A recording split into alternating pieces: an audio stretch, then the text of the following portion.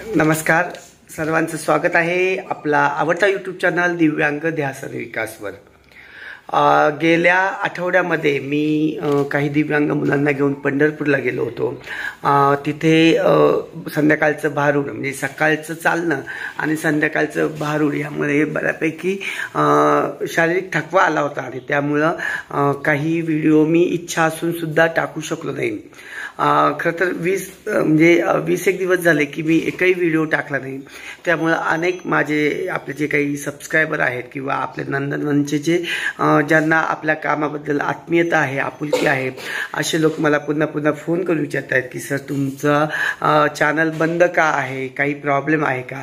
तर मित्र, अजिबात काही प्रॉब्लेम नाही आहे। फक्त आपलं इथे थोडंसं बांधकाम चालू होतं त्यामुळं आणि मग त्याच्यानंतर पाऊस, त्यानंतर माझी तब्येत खराब असल्यामुळे मी काही दिवस व्हिडिओ टाकू शकलो नाही।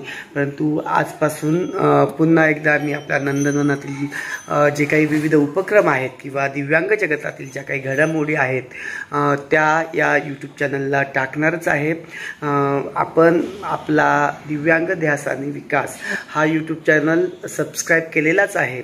बरेच जण माझे काही व्हिडिओ शेअर करतात, काही लोक कमेंट्स देतात, काही लोक काही सजेशन देतात आणि जे खरंच आपल्या नंदनवनचे शुभचिंतक आहेत ते मला स्वतः फोन करून विचारतात की सर चॅनल असाच चालू ठेवा।